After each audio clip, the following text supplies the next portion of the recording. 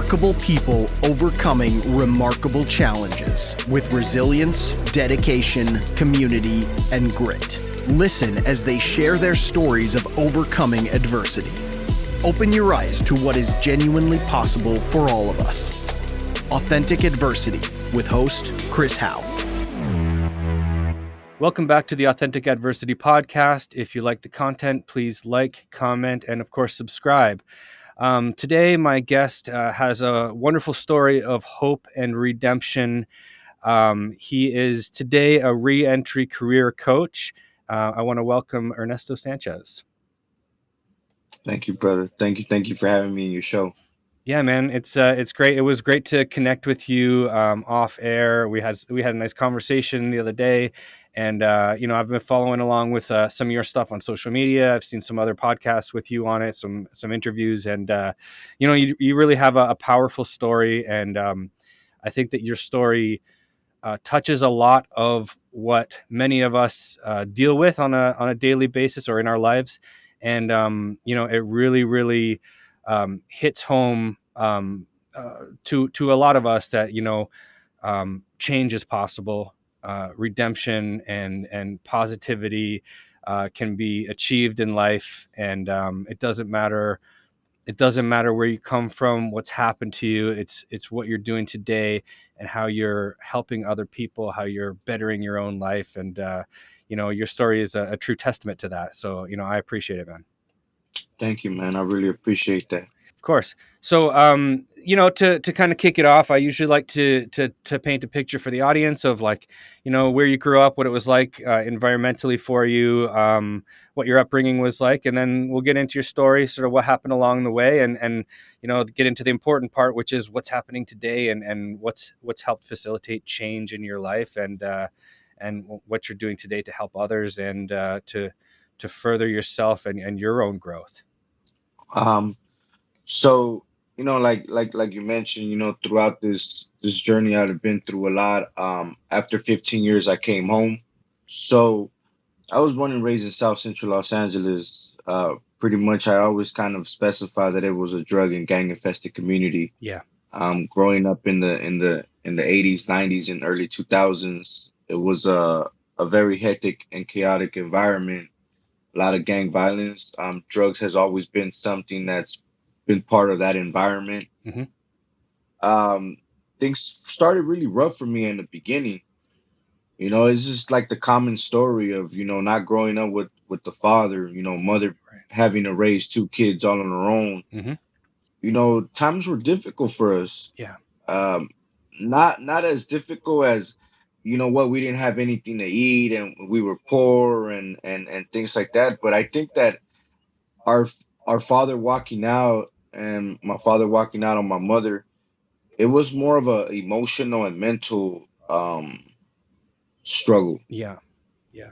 right? Because you leave a mother to raise two kids all on her own, and she's dealing with her own demons, and now that kind of transfers into me and my sister. In the event, it kind of affected me a little bit more. I don't want to say that it affected me more, but I took it the hardest, where my life kind of took like a spiral. Okay. And I ended up, in the lifestyle that took me to prison. Mm-hmm. Yeah. Yeah. I think that happens to a lot of people. And I think a common thread there is that lack of a father figure or a male presence in the household. And then, we go looking outwardly for that support or to kind of lash out against it. And we find it in things like gangs, drugs, violence, just gambling, whatever it may be. Everybody has their vice, right? But I hear this as quite a common thread in stories, in stories like this, that it's that lack of a father figure or a healthy male role model in our lives, right?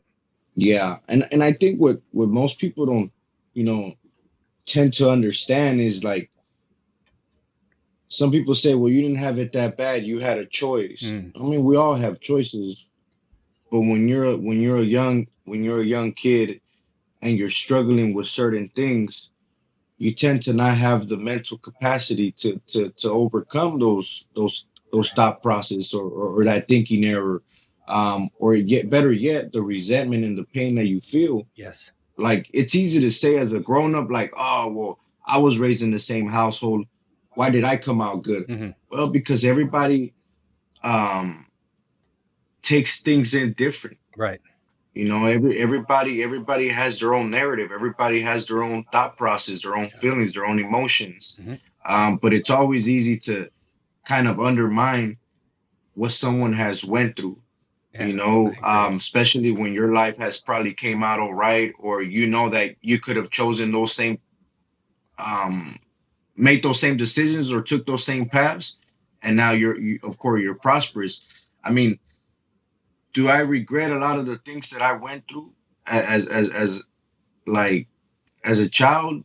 I think it's like a 50-50. I Hmm. think that a lot of what I went through as a kid really taught me what I know now. I'm about to be 35 years old, and you know, everything I went through has brought me to this point. Right. Yeah. Yeah, definitely. I think that's the case for a lot of us that have seen adversity in life. That it's unfortunate that it happens, but we learn a lot about ourselves. We learn a lot about um, our environments. We learn a lot about what we're capable of and what we can overcome in the process. Even though the process, lots of times, is very arduous, is very can be very painful, right? But I think this is a thing for anybody who's overcome something.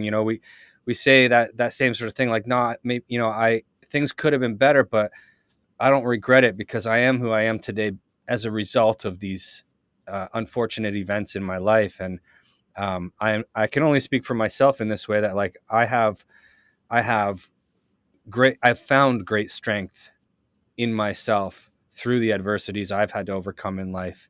And, of course, those things weren't pleasant to go through. Of course, those things were, some of it very horrific, but it's shown me a lot about myself, and it's taught me a lot along the way. And I think it's equipped me a lot today to be able to help others and be a resource to people, to say, like, hey, I've been there. Emotionally, I've been there. Physically, I've been there. Mentally, I've been there. And these things are possible to overcome and to grow from. Yeah, I feel that adversity builds that resilience that Mm, we have now. yes, totally agree. You know, I think about how I was kind of raised, and some of the thoughts that ran through my mind at a young age, some of the experiences that I felt, some of the behavior that I had come to accept. Yeah. And then, of course, going into the prison system. When I first went into the prison system, I mean, at 18 I was in LA County. Right. So it for me, LA County, I had to grow up real fast. Right. Yeah. It's an environment where very few survive. And it being that I had, shot at two police officers, I got the short end of a whole lot of things. Right. I can imagine. Um, as I entered the prison system, for me, I think I was already emotionally and mentally, like, just prepared. I would remember a lot of people would tell me, or some people would tell me that, like, man, it looks like you've been to prison before. I was like, well, this is something that I've kind of been in groomed. Okay. I've been groomed to, Yeah. because of the environment, where you grow up, the type of homeboys and surroundings that you have around you. Yeah. So it being that I got to a certain prison, which is Pelican Bay, at 19 years old, I kind of also had to get with the program and grow up a little bit faster. Yeah. That's young So, too, man. Yeah. I mean, when you have life in prison and you're already committed to the gang lifestyle, um, nothing else matters. At one point, like, this is all I thought about. I thought about, being a gang member, contributing to the cause, Yeah. being around my homeboys. I didn't really think about my family. I didn't think about the consequences. I didn't think about my future, or being a successful man, or having my own home. Yeah. I just thought about what I had signed up for, Okay. Yeah. you know? and what I had invested so much time, the crime that I committed, the name that I represented, the neighborhood that I represented. So going to prison, like it, for me, even though some say, and I would say too, it's like a badge of honor, but at the same time, it's like it's the perfect environment to grow, you know. And that's what kind of caused me to just get more in depth into who I was in the gang lifestyle. Right. And of course, it's like a double-edged sword because I went in and I wanted to improve and I wanted to become something bigger and better. Um, but and then it also gave me time to reflect about who I didn't want to become. Okay. Yeah, that's important, I think, for people to know. I think there's two things that, when you go away and you're looking at something, like life, it's like, there's two directions you can go, right? Like, you can go deeper into the lifestyle, or you can say to yourself at this point, okay, like, I have an opportunity to grow, um, emotionally, spiritually, physically, these sort of things. And I don't know, for you in Pelican Bay, were there programs available to you, as far as At like, the time, no? no, at the time there wasn't. At the time, we used to go shackled up to school, Okay. Yeah. and Yeah. and it was kind of like an every other day type thing. Mm. When I first had started going to school, I mean, they used to pay you to go to school. Right. Right. Yeah, they used to pay you. That's how I went in pretty much in that little era too, where going to school was a pay number. Okay. Yeah. Yeah. Yeah. So school and programs were not even like they were not even a thought. They were not something that I was not invested in. That was something that many didn't really enforce. Mm. Um, so there was no opportunity for growth. Yeah. You know. That's a tough place to be, right? Like, even if you want that change, like, how do you even start? Where do you go? There's no programs, there's no help for you. So, at that point, yeah, you almost have no choice other than to just go deeper into the lifestyle inside, right? Yes. Yeah. Yes. The whole thing of going in there, it's an overwhelming feeling. It's an overwhelming feeling. I know me and you had talked about the whole mental health thing and everything. Yeah. Um, I had really become at one point like very callous and very, very cold. Yeah. I didn't have any type of emotions towards the men that were in that environment. Um, and even worse, I didn't have the awareness or any type of sensitivity towards my family. Okay. Yeah. I think that at one point they probably felt like they had lost who I was. Mm. I mean, Yeah. you're raised in a certain in a certain household in a certain way, and you have family members and they view you as a certain way. But when you go into a certain place like that and you're forced to kind of adapt to the environment, Hmm. that can really change who you are. That can change your character. Right. Um, so I had really started to struggle with that also as well because here I am, a full-time gang member, sentenced to life in prison, and then you have family members that reach out or want to come visit you, but they see a different version of you. Right. Yeah. So they can't understand, they can't understand what you're going through, what you're up against, the mindset that you adapted to survive. Yeah. So Definitely. That's really difficult for the your loved ones to come in and see, and to walk away thinking, yeah, we've lost him.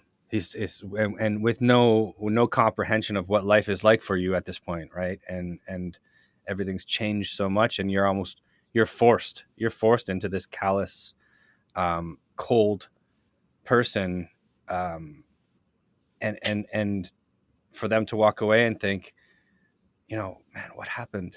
Like, what happened? He was our little boy, and yeah, what I think that's something for, a lot of people, the families of people that are struggling with, whether it's addiction, mental health, incarceration, any of these things. It's really, I think we don't understand it when we're in it, but the the hurt and the damage that we put on the people around us is much bigger than we think at the time, right? Yes. Mm-hmm. But we don't have like the maturity to even understand that. Yeah. And you figured most of the time growing up, we didn't have the education and we didn't have the emotional maturity. Yes. So, you get to your 20s and your 30s and your 40s, and that has never been fully developed. Right. So how can you even come to understand to accept responsibility about what you've done or the harm you've caused your community, your family, your friends, and everybody else that's involved in the decisions that we make? Right. Yeah. Yeah. I agree with you. I mean, and also, yeah. I mean, we're not. A lot of us aren't brought up in a soft environment where it's okay to feel things or it's okay to share about things like that, right? We're told or we're taught. I know I was taught, like, hold everything in, keep it in, be a man, don't show emotion. This very like stoic or hard um, outer exterior, but inside we're dying, and we don't know what to do with that. Yeah. And when we have no outlet for that, it's like you're a ticking time bomb, really. Yeah, for sure. I don't. I also think that we don't learn how to process a lot of things in our lives, so we become very impulsive, and Mm, that impulsiveness comes out when we tend to bottle things up. yeah. When we tend to keep them in, and all that resentment and hurt and pain that we have deep down, like, if you don't take the rehabilitation process seriously, you're not really going to grow while you're in prison. Yeah. Like, it doesn't matter what you do if you don't invest time into yourself. The reality is that you're not going to be able to understand why is it that you committed your crime, how were you born and raised, Right. what brought you to that point, and then not only that, not only be able to recognize your past and your present, but be able to understand where you want to go in life. Yeah. So For sure. I think that to have, well, I think all of it stems from childhood. And yeah, we to understand our present, we need to understand our past. And if we don't have a direction where we want to go either, like you said, like we need goals, and we need help with that sort of thing. Like, how do we get from where we are to where we feel we can be or we need to be? Like, a lot of that stuff we can't do alone. None of that stuff we can do alone. We can't reconcile with our past yeah, just internally. We need help with that stuff, right?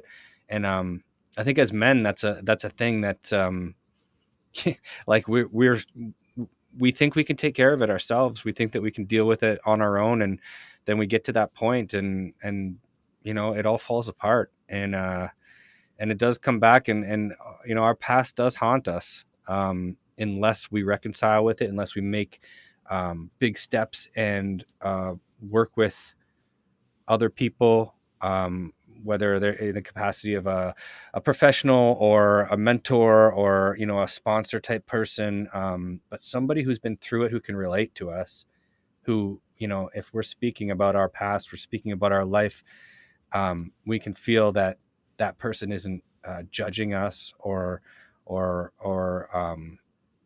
looking down on us. They can say, yeah, man, I've been there, I've felt that. yeah, And here's, let's walk together. mhm, Let's walk out of this together. You don't have to do this alone. yeah. I think a lot of times too, Chris. So it's like we we tend to build this persona, right? We tend to build this character over time from our infancy to our adolescent and even teenage years and adult years. Like, we tend to pick up this character and build this persona that takes on the narrative of too many people, Yeah. right? Takes on the stories of too many people. So we feel that we have to act a certain way, that we can act a certain way, that we can express ourselves, Right. um, that we have to live life a certain way. And if we don't live life a certain way, then we're considered, you know, certain things that, people tag down on, or, oh man, you're soft, or Yeah. this and that. Right. And so you build this fake person and you put on this mask, and you get into a lifestyle where you're acceptable, right? You Yeah. know what I mean? Being a gang member and being a criminal, like, um people within that life, they accept you. They want you to be around because of what you have to give, and because they have some type of similarity. Yeah. And of course, you end up in the prison system, and you got thousands and thousands of men that are exactly the same. Right. Yeah. So Yeah. That's yeah, how are we supposed to grow if we're always surrounded by the same thing, right? It's almost a vicious circle that's almost impossible to get out of, really. the thing is, though, that there is an opportunity in there. Okay. Everyone has a choice. Everyone has a choice to grow. Everyone has that opportunity to, make this different decisions in their lives. Yeah. They're not the easiest. They're not the easiest, because when you want to live a responsible life, and you want to be truthful, and you want to be, someone that contributes into this world, those are the hardest things. Yeah. Because those are the things you have to work for. Right. You Yeah. know, when I was getting ready to go to board, and I had kind of did my transformation way before the laws went into effect. Okay. So a lot of the work that I did was because I wanted to really grow, because I had really started taking inventory of myself and saying, you know what, this is not what I want. Yeah. Like, I want something better, right? Right. Like, I wasn't a rich man. I didn't have freedom. Yeah. I was losing my family members. I was losing people that I love and that had invested a lot of time into me. Right. So when that started happening, and I started losing the people that I loved, and I started realizing that I was pushing people, away, I had started really questioning my environment. I had started questioning my decisions about what is it that I was doing. Right. And it had got to a point I was like, you know what, man, like, I'm not trying to live like this. Yeah. So a lot of the work that I did was very personal, was because I wanted to do it. Okay. So when the opportunity came for me to go to board, well, not even just to go to board, but just to have, an opportunity 5 years from the time that I had started to change my life, like, everything came easy. Yeah. Everything came easy. Everything came easy. Trying to go to groups, everything. I wanted it. I wanted to educate myself. I wanted to grow. I wanted to be able to add to my character. So I kind of stood out. I stood out because I look a certain way. I have been part of a lifestyle, but yet again, I was fully invested in this new lifestyle, which was the path of redemption, the path of bettering myself. Yeah. So that was something that kind of took place while I was my last 6-7 years of my incarceration. This episode of the Authentic Adversity podcast is brought to you and sponsored by Another Road Drug and Alcohol Treatment Center. Another Road offers a client-centered recovery program tailored to every individual's circumstances. Their focus is to create a supportive, healing environment rather than a rigid, rule-based institution. Their dedicated commitment upholds the individual values, respecting each person's desire for recovery. Another Road understands that every individual requires a unique and focused approach to their recovery. Certain modalities of treatment are introduced along with the tools necessary for each client. Located in a rural setting, their addiction treatment center for all genders provides the perfect setting for a transformative recovery experience and sense of belonging.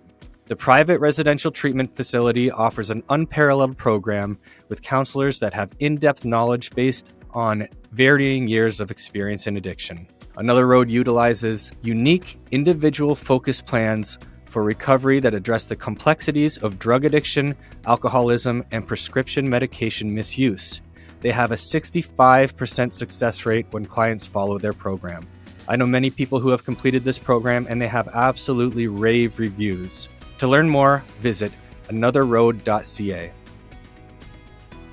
I was just gonna ask you, like, what were the steps that you took there when you decided like things aren't right, I need to change, I'm ready to change, and life can be better than this, whether I'm in or out of prison, and so what was available to you at that time, and what did that look like for you in that change, like the programs you were taking, and like was that a hard thing to transition into from the life you were living You at that know, point? it was because I still had a lot of the criminal thinking. I had a lot of the criminal values. Yeah. Um, so fast money was always something that I was part of, Hmm. selling drugs. And I think of being an enforcer, always trying to have a say so in things. Yeah. So all that really it affected me when I was trying to change because I would be in certain groups and I just felt like, man, I can't respect this dude, like Yeah. or I still try to accept those. I still try to apply those values and that process.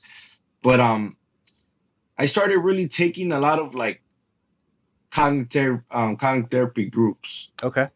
and I started to really accept a lot of the 12 steps, a lot of the mentoring groups. So what I did early on in my transformation, I had joined a group and it was called Building Resilience. Okay. And it was a program that had allowed me to receive a certification on trauma. Hmm. It allowed me to explore many things that I had never really explored. So that kind of set the foundation Right. for me and the rest of my journey in prison because soon after I had joined the kids program. And the first 2 years, I was just basically a regular member, Okay. you know. And the following 2 years that took place, I had became president of that program. Oh wow. Yeah. So I had really invested my time of trying to make, of course, myself better, my environment better, the guys that were in the group, and then most of all, the kids that were coming into the prison system, so that we can help them out. For sure. So within the period of 4 years, I really got to help at least over 300 kids Wow. within the That's Central Valley. So fantastic. Yeah. yeah, that was something for me that it it it allowed me to grow. It Mm-hmm. allowed me to build my empathy, my perspective on things, and then it gave me an opportunity to also create my wrongs. That's so important, I think, for us. The helping others piece is a huge thing, and then like making amends for the things we've done in the past, and and being proactively changing, and showing that change to others, so they can, I guess, just modeling that behavior of change and having other people see that, and then going back and fixing some of our, not some, but all of our wrongs in the past, the ones that we're able to fix, or the I shouldn't say fix, but take responsibility for and learn from, right? Yeah, Yeah, that stuff's yeah, so important. Yeah. and it's an ongoing process. Yeah. It's an ongoing process. Like I felt like right after I went on to a different prison, I felt like I almost elevated a little bit more because it gave me more opportunities to help my community at a bigger scale. Okay. So I was doing the drug and alcohol counseling. So now I was like just growing and growing and growing. I was able to have started a whole new kids program also as well. Wow. Um, so I the making amends doesn't really never stop. Yeah, I like not to fast forward too much, but I come out of prison and I'm still helping my community. for sure. I'm still helping men and women coming out of prison, and whether it's with employment, resources, we're trying to make things right. Like I still continue on that path of remorse. I still can, continue on that path of trying to make amends, within my community, and even at that, the community at large, because my crime affected it affected LA. It affected, the people that were in the neighborhood. It affected my family and friends. Yeah. Yeah. Yeah, it's like we're doing, or it sounds like you're doing like a living amends. Like every day you're in the amends process by helping the next person and giving back, and giving back to the community, giving back to men and women that are coming out of prison, giving back to the kids that, that could possibly end up there, and helping change. I think our job as people who have changed our lives is to um, to model the behavior of people who have changed, and have other people attracted to that behavior in whatever way, shape, or form that may look like. But especially for the kids, younger people looking up at us to say, I don't want to end up like that. I don't want my story to be like his. I love where he's at today. I don't have to go down those paths to stay on the right path. you know that stuff Yeah, is so important, just to be speaking openly and honestly, and loudly as well, right? Like with no shame. I think that's really important for yeah, younger people to see. Yeah. Yeah. yeah. Of course. I mean, at one point, someone's gonna see this recording, and like the best thing in life is to learn from others' mistakes. Yeah. I know we all have a different way of learning, and some of us are more visual. We have to be hands on or Yeah. whatever it may be. But the best thing in this life is to learn from other people's mistakes, Yeah. right? Because when you go through this experience, and you give into this lifestyle, and you start, basically in this path of addiction, in Hmm. this path of criminality, of being a gang member and so on and so on, like it really takes a toll on you mentally. Yeah. Now I've come home after 15 years, and I mean, I'm thriving, I'm pushing, Right. but people only see what's on the outside. They don't really see what's on the inside, Yes. which is all the things that you struggle with daily, trying to wake up, remind yourself, you battling with the demons, and telling yourself that you are worthy, right? Yeah. Yeah. Um, that redemption is possible, that the second chance that's given to you is for you, and you deserve it. Right. Right. So um, some people don't realize the aftermath, the effect, Hmm. the outcome of what these things leave in us, the residue. Yeah, it's a lot to carry every day, and like you said, this, just that piece of telling ourselves and believing that we are worthy of this life now, because there's still that voice in our head that tells us we're not we're not we're not worthy of this, or our for me, it's like my addiction voice in my mind